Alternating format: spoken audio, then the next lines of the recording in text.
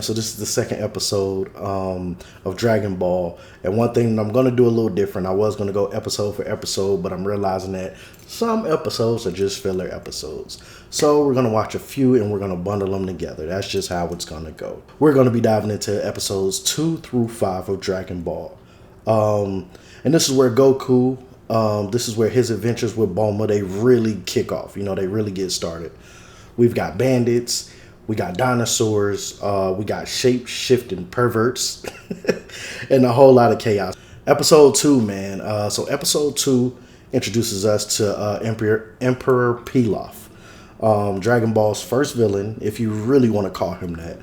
He's got big plans like ruling the world and some other stuff or whatever, but let's be real. He's more of like a Saturday morning cartoon villain, but he's actually a threat, I will say that.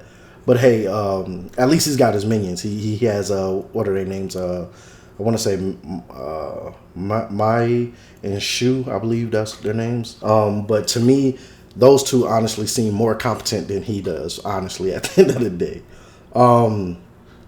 But meanwhile, you got Goku and Bulma. They continue their adventure, and we get some wild moments from that as well. Like Bulma, she casually pulls a gun out on Goku again.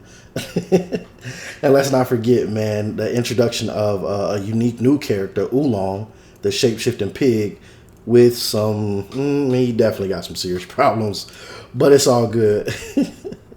Episode 3. This episode is where things start to get real interesting. We meet Master Roshi, the legendary martial artist who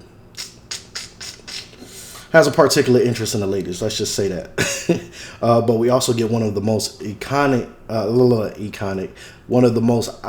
items in the entire franchise from the research that I did after seeing this. One of the most iconic things is the flying Nimbus.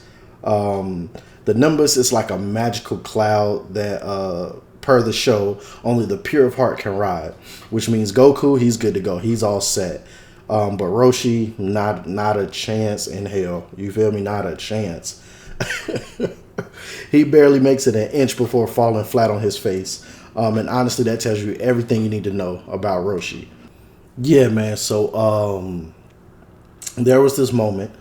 Dragon Ball was wild in the 80s. Let's just say that. Let's just say it was very wild in the 80s. So episode 4. We get introduced to Oolong, who at first seems like this terrifying villain, I guess. He was kidnapping the village girls and demanding them to marry him, which was a little crazy. But plot twist, it turns out he's just actually kind of like a coward at the end of the day, a cowardly pig who's more annoying than anything else, really.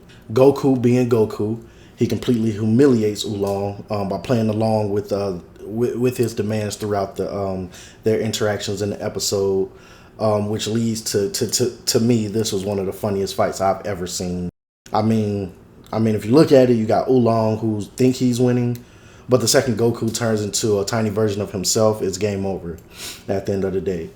And just like that, man, Oolong, he joins the squad, not exactly by choice, but I mean, hey, he could transform into anything. And what I saw too was he could transform into something, but he would have to run away when it hits 5 minutes because he would go back to his original self, and then they would see that it's not what they think. Like, he'll be a big, robot, powerful man, but it only lasts for 5 minutes. So his transforming skills is not exactly OP, but I mean, it definitely came in handy, I would say. So yeah, man, episode 5. Now, here's where things really pick up. We meet Yamcha, the desert bandit. I'll say, let's just be real, has so much potential. He's got the drip, you feel me? He's got the skills, and he's even got like a talking cat sidekick, I guess. Puar, I think that was his name. But then dude just turns right into a nervous wreck anytime he sees a pretty girl, a pretty woman, whatever you want to call them. he turns right into a nervous wreck. It's like I want to root for Yamcha, but that definitely ain't the way, man. You got to be able to stand on yours, regardless if it's a pretty female or not. But that being said, man, this fight was actually pretty dope.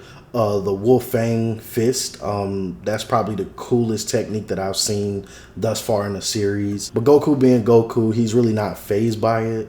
It was just too bad that he was like super hungry, like he was asking for food, like so on and so on up to this point. So he was super hungry, and that's really the only reason Yamcha actually wins that fight, is because Goku just runs out of energy at the end of the day. So of course Yamcha, he doesn't give up, and now he has his eyes set on the Dragon Balls as well.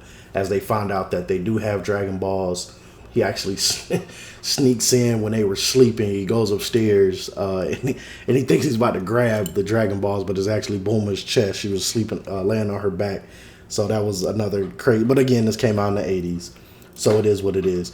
We'll see, man, how things continue to play out in the next few episodes. So episodes 2 through 5, they really set the stage for what makes Dragon Ball special. As far as what I know, the franchise or the enterprise of Dragon Ball to what it has grown into today. You got the funny characters, you got wild adventures, and some surprisingly cool fights, you know what I'm saying, thus far.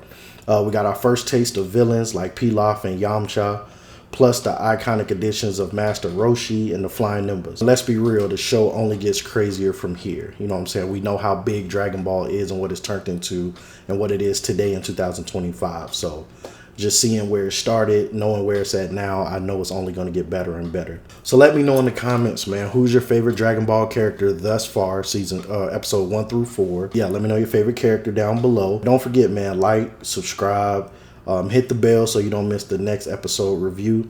Real Verdict Anime, this channel is just getting started, man. So trust me, it's going to get even better, even wilder. And I'll catch y'all in the next one, you feel me? Peace.